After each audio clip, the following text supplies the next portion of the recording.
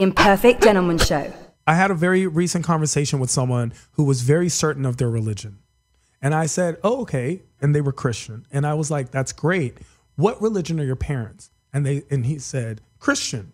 And I said, what religion are your grandparents? He said, Christian. I was like, where were you raised? And it's like, in Mississippi. And I was like, so you're telling me you happen to coincidentally be Christian and it has nothing to do with your parents and grandparents and the state that you were raised.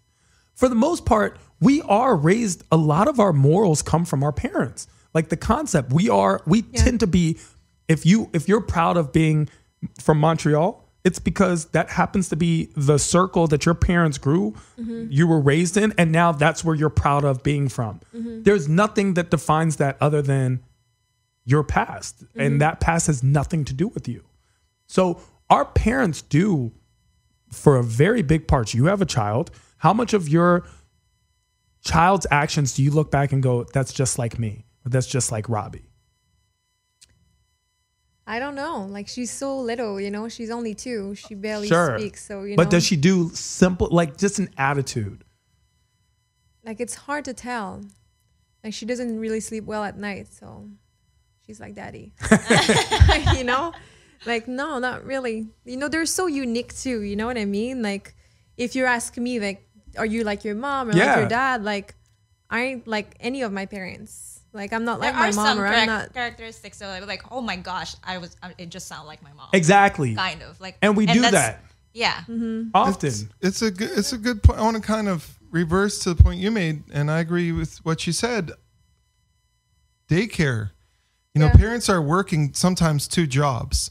They're working, anywhere from 10 a.m. for daycare to 7 at night, 8 at night. You get home, you're spending about 1/6 of the time with your child than other people are. Yeah. So when you say raise your kids, Saran, I don't think it's that simple sometimes. Sometimes if you're not around for most of your child's life, where do you think they're going to get their traits from? Hold on. Yeah, but if we all raised our kids, then your kids would also be raised in a society where people were raised right. So it would be a continual effect. Here's the thing. So many people are willing to change the world. Yeah. So few people are willing to just change themselves. No, but when you say when we raise our kids, and what it would take is for everyone to stop working, okay, have free money coming in, and raise their children to change this, in my opinion. No. Everyone raises their kids, George. Like, every parent still has an effect on their kids. You have an effect. If everyone teaches a good value, we start everybody, not only the people that are raising your specific, not only the parent, but the person who you send your kid to daycare was also raised right. So now they're also instilling these values. How do you know? Because if your kid is raised in a Muslim country, they will be surrounded by Islam from every angle they go to, right? They'll go to the daycare, it'll be Islamic. They'll go to their neighbor's house, they'll have Islamic kids, whatever. What are you suggesting? So what I'm saying is, if you're in a Christian country, the same thing applies. Yeah. Well, what if we all had actually, instead of all these religious morals, we added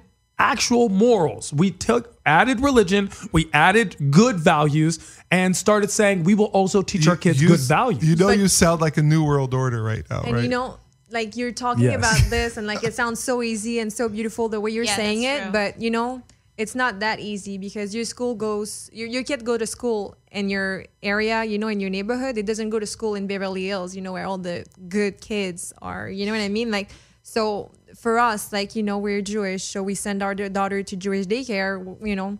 It's French daycare. It's really well organized. It's beautiful. Like, we've seen daycares, okay? And we went a little further, and there are daycares that are terrible. Of course. Like, kids get dirty, and like, it's terrible, I swear. But those daycares are like $200 a day, and you have the daycare that's $2,000 a month. You know what I mean? Like, $200 a month and $2,000. You know what I mean? So with your budget and where you live, in your area, in your neighborhood, like, if you live in a hood, your kid's gonna go to daycare in a hood. You know what I mean? And it's life, like, and sometimes parents cannot afford, to send their kids to good school or good daycare. So you're absolutely right. Kids, they're going to be with all those children that, Here's the thing I think about that.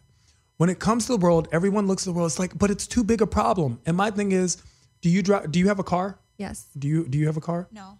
Do you have a car, George? Yes. Okay. So most people have cars. You do know what a car is, right? Yeah, I do. Okay. I Uber a So lot. the concept is this. There was a day we did not have cars.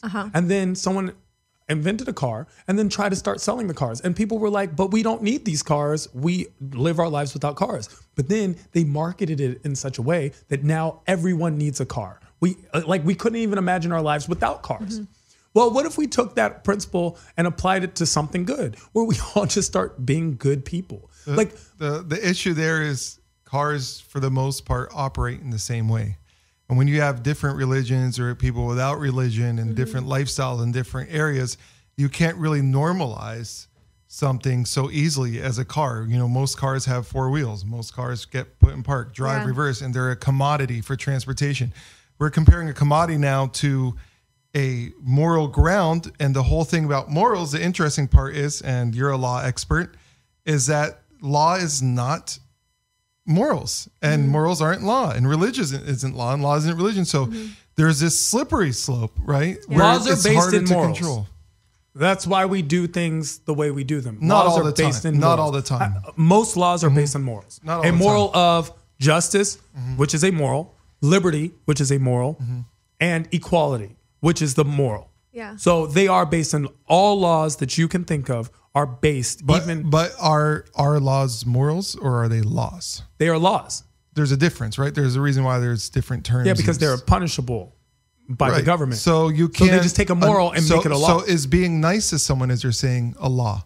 It's not yet. It's not a law. But these It's not So a it's law. not a law. Yeah. These So bitch ass because kids, because it's not, these bitch ass it's new not a kids law, who don't eat how do you- peanuts how because do they you have peanut enforce it? allergies.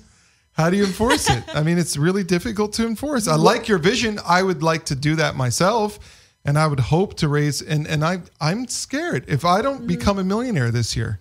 I am right? going to be president one day. I but don't that's think a you need to different be rich. Or I like think you have need to be a millionaire. Yes, in you do. order need to to- raise You don't your- think you Yeah, need to I be agree. rich? Lindsay made the best point. If you're in the hood, your kid goes to school in the hood. I know, but Like, like No, but you know, like That's not- in LA, you need a lot of money to have a kid. you do, but A like lot.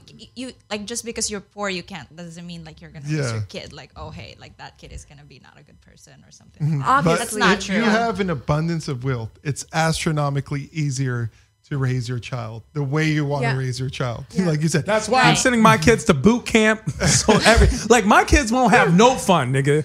My kids. like you pay for the. But more, you know, you- like for example, like my daughter, like I spent so much time with her. Like the first year, I almost took off to just take care of her, breastfeeding her, be at home with her, read books to her, do all these things. Like by 1.5, she was already like she was walking by 9 because me and Robbie was like pushing her to each other, you know, like making her walk and teaching her all these words. And by 1.5, she was talking. She was doing all these things, you know, knowing her colors, counting until 10. And we go to the park, you know, and we see parents. Like the thing too, half of the kids are with nannies.